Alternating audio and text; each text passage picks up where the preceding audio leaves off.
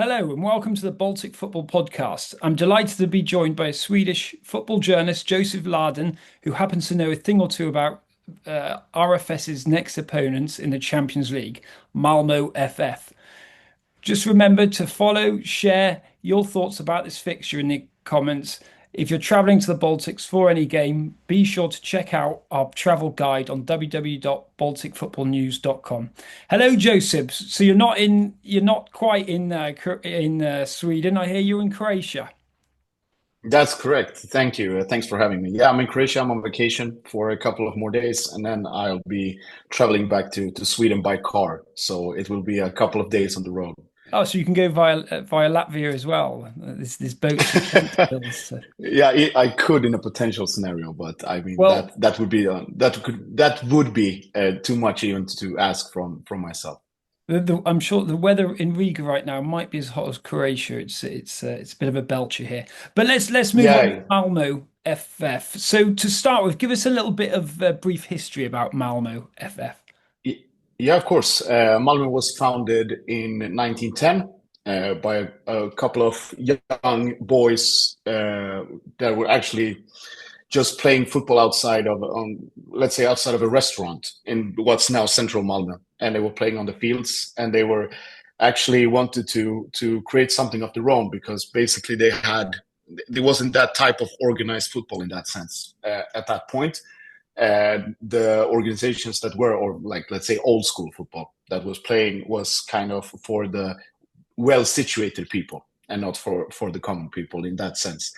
And was founded in 1910 and played in the lower leagues for a couple of years in the beginning, and then started to move up the ranks. And from that point, basically has turned from a very local or regional club in the southern parts of Sweden to the most successful club in Swedish football history, So it's a both in club. terms of league, It's a club of the people. club of the people, and still a club for and to the people in that sense. We're very strong advocates, at least among the supporters, very strong advocates for membership democracy, for the 51% rule, for anti-VAR campaigns, for everything that's connected to modern football today. We are proud to say that we work against that, and that we've been pretty successful until that. But in terms of the club's history, a major years of success, many in a row in the 50s, especially went undefeated for a whole season. In the In the 70s, there was 50s, the was that with the Welsh manager?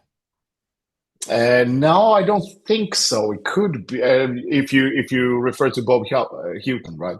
Yeah, yeah. Yeah, that was in the 70s or Okay. late 70s, beginning 80s. And Bob Houghton and Roy Hodgson, of course. Bob and Roy have been awarded with, let's say, one stand respectively on the north stand of the stadium. So we Okay, have Bob's nice. corner and Roy's corner. Just to correct you on the 1950s, so Ben Turner, a Welshman, was the Ben manager Turner. of Malmo 1950 to 1953. So could be a Welsh. That's even better. The more you know about your club, that's even better. So Ben Turner And is a name that's past me, and have I they think. won the most league titles in Sweden? That's correct. So they're one of the powerhouses of Scandinavian football. Absolutely, absolutely, and through tradition, played in what's now or was translated later on to the Champions League final in 1979 against Nottingham Forest, lost unfortunately 1-0, The, and yeah. there was they still talk about it. The older generation still talking about it, that if Bosse Larsson had played, then we would have won, because Bosse was one of a kind and still considered one of the best players in There club's wasn't history. much stopping Brian Clough in that era as well. So it's debatable. Exactly. But So they moving could on, be moving on. So moving on, Malmo moving on. currently sitting fourth, 30 points. Slightly challenging season by the looks of things so far. What Mhm. has been the main highlights and challenges of the season, the Mhm. 2025 season? Let's start with the challenges. I think that's the most, maybe the most interesting for your listeners as well. The main challenge or the main critique during this spring has been a great discrepancy between the attitude of the coach and the coaching staff and the results that have been, let's say, a result of that type of talk, because he introduced himself in this season with this is the third year that Henrik Rydström is the coach of Malmö. We won the first year by winning against Elfsborg in the last round of the championship, in the last game against Elfsborg at home. So we were, of course, very relieved in that sense. The second year was a run like a walk in the park, basically. So we went with 11 points ahead, just a celebrational season in that sense, because everything just ran smoothly. There was some kind of disappointment during the summer and the qualifications, but we turned that eventually into a promotion into the Europa League phase, and then we had some okay results. But at that time, or in the beginning of, let's say, September, we noticed some things tactically and among the players that something is missing when we have European competitors. But in the league, what was missing? What's been missing in European during cynicism? I think cynicism and the possibility and willingness and ability to adapt, to be more cynical, to play on the advantages of your own team, but also on maybe both the strengths and the weaknesses of the opponent. So we were kind of forced to play, or the coach forced us to play in the way that we always did in the Swedish league, but we were extremely punished when we played against, let's say, Ferencvaros in Hungary. I don't know, I was at the game. In the blink of an eye, we were 3-0 down. And what was the factor for that? They didn't adapt to international football. The teamwork wasn't in sync. Where was the problem?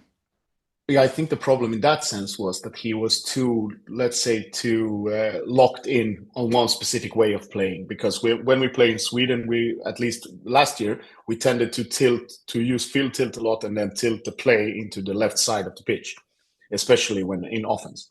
So there's not been enough adaptation in terms of tactics and the ability to mix it up. It wasn't during that time. And then after the season, we had like an annual meeting and we were talking about it. The club was talking about it. The coach himself, the board, everybody was like, okay, we have learned from that point.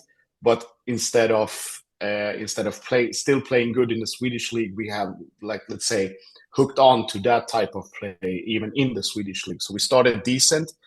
With 2 wins out of 2 possible in the beginning, and then we went for, I think, 5 or 6 games, just like losing or playing 1-1 or 0-0 against random teams or mid or bottom teams, and people were more and more frustrated. And at the same time, the coach was talking about, he was like, I have injuries on on important players. I don't have the players that I need. I was supposed to get them in January. Now I don't have them. Now I have to wait into summer, and to kind of recreate situations or explanations after the game has been played. So that's been a major frustration. Thankfully, now for the last, let's say, 2 or 3 games, things have happened. Major players have come back, especially Pontus Jansson. I'll get back to him later. And then Robin Olsen in goal. And then now we have our latest signing, Andrej Juric from Red Star Belgrade, coming in and getting minutes. So do you think they're 10 points behind because they've had too many injuries this season? Do you think that's the key reason, or have tactics also played a part? I think it's a combination of both. I would say that it's been too much happening in that sense, that the coach wants to force his idea of playing in some kind of way. That's, if you compare let's say, when I talked about the 3-year period. So this year we look even worse what we did in year 1, which doesn't make sense, because we were supposed to adapt and evolve in that sense, both tactically and the coach is being blamed. He sounds a little bit stubborn, who doesn't want to change his ways too much. Yeah, but it's an also. Yeah, we will move on. But just to explain, I mean, that's a specific situation, because the coach himself he's a very, let's say, self-aware person in that sense, but he's also very interesting in media, because he likes to turn around stuff, and he's more of a thinker, and also he's a bit of an it's also activist. difficult. He's a bit of an Yeah, a bit of activist an manager, activist right? in that Yeah. sense. Yeah, and also among the supporters, it's hard to criticize the coach because he has done so much for the club, bringing in titles, developing young players, and so on. So when you're criticizing him, people are like, you're just putting it out just to make some fuss. But we'll So, see. so a testing season compared to previous seasons, or Exactly. particularly last season. Mm. How would you, so talking about the manager himself, Henrik Rydström, how would you explain or describe his playing tactics, style and approach? What does he like to do Mm. on the pitch? He likes to give the players a lot of individual creativity space. Let's say that he varies between playing 4-3-2-1 or 4-1-2-3, and now in the later games he's played 3-5-2. He puts a lot of effort into creating relationships between players. So he gives, like as I said, creative space, and then he's not like it. Let's He's not much of a micromanagement guy in that sense that this is the tactical formation, everybody has to stick to it. But given the creative space that the players get, they also have a great responsibility both in offense and defense. And then he has some, let's say, leadership figures or key players that, let's say, that the play is built around. And if they don't play, or let's say that they lack one or two players in one specific game, it could affect the whole system. So now he's more adaptive during the last part of this season than he has been before, because he was like, okay, now I have this substitution player that has played 4 games last year, and I want to put him in, and I expect him to be as good as the usual starting player, which has the discrepancy has been Yeah, the too good fringe players aren't quite to matching first team yeah, play. it's been too high in that sense. So, but in that sense, as I said, a lot of creativity, individual responsibility, high demands in terms of running, and he also likes to, especially when we come to the next question regarding breaking down low defenses, Yeah. we say that he plays kind of a handball type of football.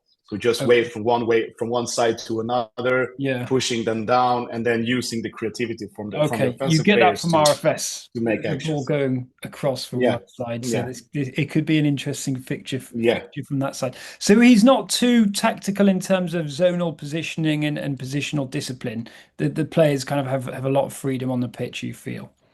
Yeah, especially offensive players. But in terms of defense, he expects a lot when we play with wingbacks. Let's say that it's not that usual, but when we do, he demands a lot of them, both up and down the pitch, and also from his central line. That's And very, very important to him. on the central line, are they a pressing team, or do they prefer a counter attack or build up play? Where have they come Malmö, best? Malmö likes to keep the initiative and also like to control the momentum of the game by having the Okay. ball, but Yeah. they are getting more and more familiar, and of course they've been familiar, but they're getting more and more used to being a counter-attacking team, especially against higher ranked teams. So, I mean, I read just today we had the draw, and there was a possibility of playing Copenhagen, Yeah. which is a whole Yeah. different story. But I mean, at the same time, people were like, okay, but let's focus on RFS right now, and then we can talk about That would be Copenhagen. an So that would interesting be fixture. two totally different approaches, Yeah. logically, of course. But also, we played, or Malmö played RFS in a training game in Yeah. Marbella during the winter. Yeah, that So was one that nil. was some kind of indication what we can expect. Yeah. Yeah, but I mean, Malmo's experience playing Latvian teams has been, quite hit and miss. It's Skonto 1996. Skonto Mm, Riga won 3-0, and then 1-1 in Sweden. Ventspils mm, also well drew, and Malmo beat them 1-0 as well. So you never know. mm. You never know. Is there a particular player that dictates tempo in midfield in terms of trying to maintain the momentum? Is there a player that is able to get a grip of Yes. the game? Absolutely, and he is together with Otto Rosengren, the most important player for the team, and his name is Lasse Berg-Jonsson, Norwegian central midfielder. Tempo in that sense that he runs, I think, sometimes up to 14 kilometers per game. So it's big stamina, big So in stamina. Yeah, big stamina, like a true Norwegian player, of course. Yeah. I like to compare him to Marcelo Brozovic in that Okay. sense. Just Yeah. keeps running around, interrupting play for the opponent, but also winning the ball and then just putting it on one touch forward. But Yeah. he's not that kind of finesse guy that we had, like with Sergio Pena that went to Pauk.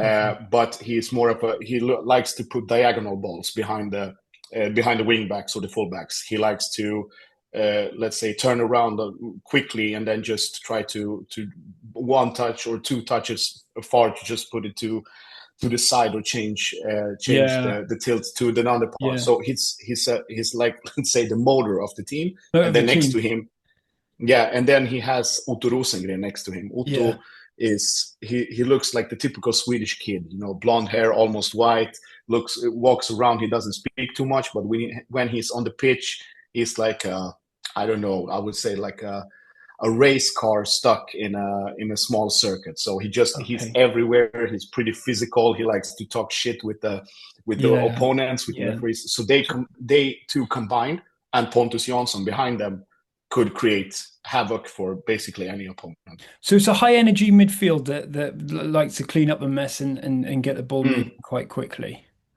yes, Because and on also on getting more. paper, Malmo look quite an old team as well. You've got a lot of old players within that team. So is Mm. there a balance of youth and age within the squad? Yeah, I mean the key player. I think that the team was even older before this season. So we had like 3 or 4 players finishing their careers or ending their active playing time. So it was Sören Rätt, it was Niklas Moisander. Now we had Johan Dahlin. He's one of the oldest now. He tore his ACL in the last game of last season, and now he's coming back. But the players that we have brought in is Johan Karlsson. He's like 23, 24. Colin Rössler is 23. Lasse Berg is 24, I think. Otto Rosengren, 22, 23. Okay. So been a generational change. But the key players, let's say Pontus Jansson, Robin Olsen, now the goalkeeper that came in, and Isak Kistelin, the striker, currently on the bench, but Yeah. could be a very big threat for RFS in terms of physicality and goal scoring. They're all both way beyond 30, 35, Yeah. Well, around 35. experience and Yeah, positional play count for everything sometimes. yeah, I was going to move on exactly. to Taha Ali because he's quite an interesting Mm, player. He scored some nice goals in the last round, chipped the mm, goalkeeper, I believe. But mm, he's also played futsal at international mm, level, which to see a player transition from futsal to 11 aside is quite an interesting um, mm. player. But he's on the bench. He's not a key player because he seems to be scoring goals. Yeah, that was I think the main takeaway or the main problem that we from the supporting perspective had with Taha, because whenever he's on the pitch, even it could be in the first minute or in the last minute, when he gets the ball, people all immediately like half raise from their seats because something is happening. He's difficult to read. He has like a low balance point at some times, but he still doesn't. The futsal changes of direction, let's say, or 1 versus 1 type of plays.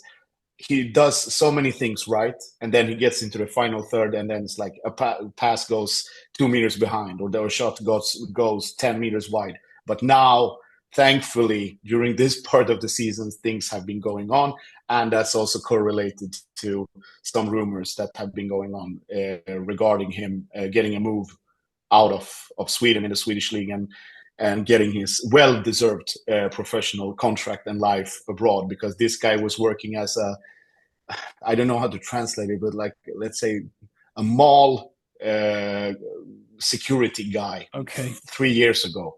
And fascinating. he was like playing low-tier football in Stockholm. Yeah. Then he was picked up by Örebro, loaned out to Västerås, came to Helsingborg, scored a couple of goals, and then Malmö brought him in. So So it's a very unusual Sweden's kind case. of like Vardy, Jamie Vardy. Yes, some Nice. kind of Vardy light at least. But Yeah. Taha is his creativity, his ability, 1 versus 1, his speed, and also I think the one threat that our RFS can identify in this case also, that he's so irrational that he can basically be outside of the game for 25 minutes and then all of a sudden gets like a double action, and then he's the flow is going, and So then he you can can't do players can't whatever he afford to wants. switch off with him. Anything can No, happen. no. And Okay. it's also one possibility to RFS. If the fullback on that side gets in trouble, they have tried to change the fullbacks Yeah. from left to right and right to left, and also try to double cross him Okay. sometimes. So But it RFS hasn't are worked, at known. least in the Swedish football. Yeah. Moving on then, because we're slowly running out of time. Mm, RFS are known as being quite a tough team to break down from time to time. They had some good mm. Europa League results last season. How have Malmö been winning matches against resolute opponents this year? Yeah, as I mentioned earlier in the conversation, I think that was it. We tended to play some kind of a handball offense against low lane teams, and try to lure them out into actions. Let's say against Taha, because they know that he's a good player and he's very dangerous in all situations. So let's say they have a low standing team. They put two players on that guy, and then we can either use one of our number eights or number 10s to cross around, or like make a run over on that side, or we can use our wing back, and then you can open up space in the other part of the penalty box, and then just put it in that way. Or we can use the ball to combination play. Let's say like the third goal against Iberia now from Georgia. That type of one-touch play could be useful also, especially when it's a tired defense. And also in sense of set pieces. Pontus Jansson, almost 2 meters tall, Yeah, they just scored. banging the ball in. He scored in the last fixture in the Champions League Yeah, header, the yeah, cup and thing as he well. was he had last spring. I think it was like 7 or 8 corners in a row when we scored goals. Okay, Both him and Derek Cornelius now playing in so Marseille. Malmo to be watched on set pieces. Are there any weak points? Any player, any positions, any big injuries in certain areas of the pitch at the moment, or are you Uh, squad? we are having, or have had for a couple of months now, striker problem. We Okay, had Erik Botheim. What he was unfortunately both in bad form, but he broke, I think, his ankle or something, and then okay, he's out for the rest of the season for a complicated fracture. So we have basically Isak Kistelin as the only option. He's a reliable guy. He always puts up wins a clutch situation, game-winning goals all over the years that has been in Malmö. But he has no competition. And now we have Daniel Gudjonsson, son of Eidur Gudjonsson. He's been a talent for many years now, and he's getting there, but it's not a reliable option in a European context. So that could be a problem. And then we have tried to, through the combination plays, or let's say with the individual creativity of Taha Ali, Hugo Bolin, now in the last games also Sead Haksabanovic, trying to create something, and let's say that individual efforts can lift the team in that sense. So try to channel the frustration and make it into creativity, and to just push forward. Yeah.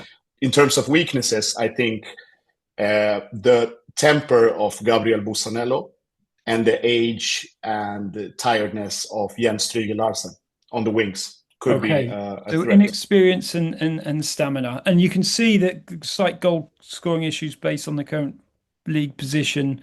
Mm, 25 goals so far this season, but it's not the end of the world, mm, I guess. So we're running out of time. mm, You had a good start to qualification, beating Iberia last season. Didn't get out of the group stage in the Champions League, but it's a team mm. with plenty of experience. What's your prediction for this game, and how do you see it going?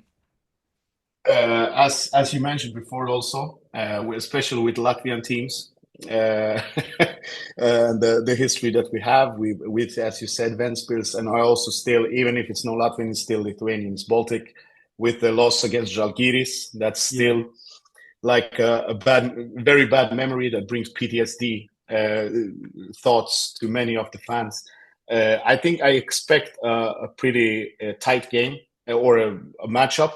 I think there won't be that many goals. I think it could be decisive moments late in the games, depending on who has more stamina. It's also interesting to see how Malmö will react playing in the RFS stadium, which is like let's see, third tier football in Sweden with having Yeah, yeah. 1,700 But people. it's a beautiful place. It's just on the river as well. It's a spectacular Yeah, place. But yeah, it's a growing club it's and it's weird. developing, and it's a Yeah. beautiful story. It's a bit of a fairy tale story, RFS's Mm, story. So yeah, yeah. yeah. I mean, Malmö Stadium's magnificent. It's a beautiful. Yeah, it's a totally different world. Yeah, exactly. But I expect a tough game in Riga, and also a physical, intense fight back in Malmö, because also given the form that we have now, 2 wins in a row in the Swedish league, and getting the hunt for the championship and for the teams that are currently above us in the league, I think Malmö is a dangerous opponent to everybody, and RFS has to have one of their best days to perform well. But also, I mean, everything can happen, and given the fact, as I said, our Baltic experience is always, on very, Yeah. very small margin. It's a beautiful game, and it's always an impressive, a brilliant experience getting to play in both Riga and Malmo, I'm sure. But yeah, Mm. we'll see. We'll see. Didn't quite get a score out of you, but um, Let's say in total, I would think like 3-1 to Malmö. 3-1. Okay. Or Yes. RFS. You never know. Mm. Right. Well, good luck. Thanks so much. Enjoy your holiday. Will you be watching it? Will you be tuning on Yeah, of tuning course, in of Croatia? course, of course. Awesome. I have to. I Okay, have to. well, thanks so much, Joseph. That's all for us today. Thanks for tuning in. See you next time on Baltic Football Podcast. Remember to share the footballing love and leave your thoughts in comments. And if you are traveling to the Baltics, remember to check out our travel guide on www.balticfootballnews.com. But that's all for now. Thank you.